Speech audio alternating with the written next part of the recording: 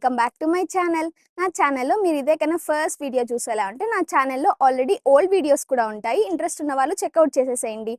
And ఇవాల్టి video ఏంటి అనేసి అంటే ఇవాళ అయితే నేను బెంగళూరులో ఐకియాకి వెళ్తున్నాను అనమాట.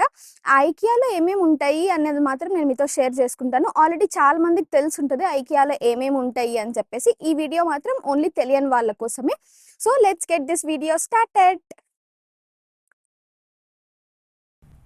బెంగళూరులో అయితే ఐకియా వచ్చి మెట్రోకి చాలా దగ్గరగా ఉంటుంది. నాగసంద్ర మెట్రో స్టేషన్ నుంచి వాకబుల్ డిస్టెన్స్.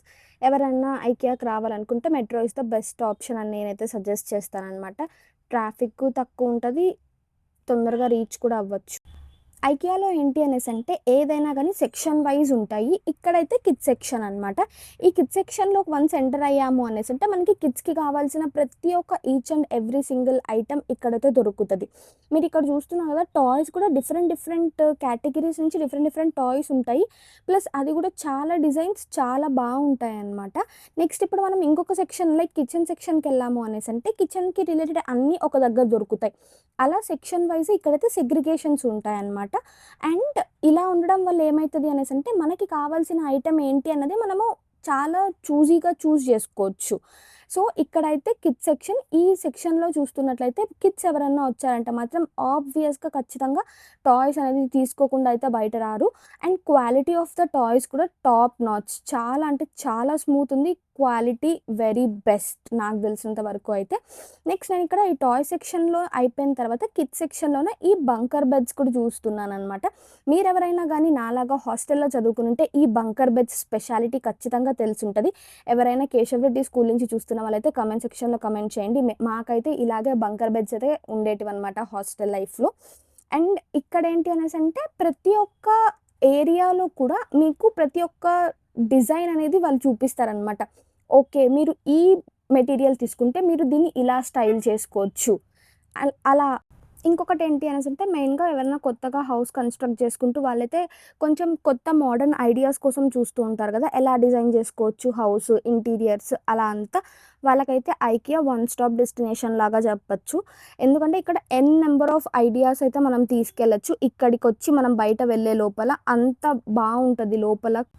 ఇంకొకటి ఏంటంటే ఇక్కడ బడ్జెట్ కన్స్ట్రెయింట్ కూడా అనమాట. చాలామందికి మేము ఈ బడ్జెట్ లోపలే మేము ఈ రూమ్ డిజైన్ చేయాలనుకుంటున్నాము అలా ఉంటుంది కదా, అలాంటి వాళ్ళకైతే ఇక్కడ సేమ్ అలాగ బడ్జెట్లో వాళ్ళైతే ఖచ్చితంగా వాళ్ళకి కావాల్సినట్లు వాళ్ళు డిజైన్ చేసుకోవచ్చు. చాలా ఐడియాస్ ఇక్కడ ఎలా ఉంటాయి అనేసి అంటే వాళ్ళు బడ్జెట్ రేంజ్ పెట్టేసి ఉంటారనమాట. ఓకే, ఇంత బడ్జెట్లో ఈ హోల్ రూమ్ ఐడియా మీకు వస్తుంది అన్నట్లు. సో ఇక్కడైతే నేను చైర్స్ చూపిస్తున్నాను. చైర్స్ కూడా అయితే చాలా డిఫరెంట్ వెరైటీ ఆఫ్ చైర్స్ అయితే ఉన్నాయి. అది coming to normal study chairs నుంచి మనకు కావాల్సిన ఇంకా గేమింగ్ చైర్స్ వరకు అయితే ప్రతి ఒక్క డిజైన్ ప్రతి ఒక్క ప్యాటర్న్ అయితే ఇక్కడ ఖచ్చితంగా కవర్ చేస్తున్నారనమాట. నెక్స్ట్ అయితే కిచెన్ సెక్షన్ చూసేద్దాం. ఇక్కడైతే కట్లరీ ఏరియా అనమాట ఇదంతా. ఇక్కడ ఏంటి అనేసి అంటే నీకు ఒక కట్లరీ ఏరియాకి ఓన్లీ ఒక ఆప్షనే ఉండదు. ఆ కట్లరీలో కూడా చాలా డిఫరెంట్ ఆప్షన్స్ ఉంటాయి. మనకి ఏ ఆప్షన్ కావాలో మనం అది సెలెక్ట్ చేసుకోవచ్చు. అలానే మీకు ఇంట్రెస్ట్ ఉన్న వాళ్ళైతే ఐకియాకి వచ్చి చెక్అవుట్ చేసుకోవచ్చు. లేదు అనేసి అంటే ఐకియా వెబ్సైట్ కూడా ఉంటుంది. సో ఆ ఐకియా వెబ్సైట్లో కూడా మీరు లాగిన్ అయ్యి మీరు చెక్ చేసుకోవచ్చు.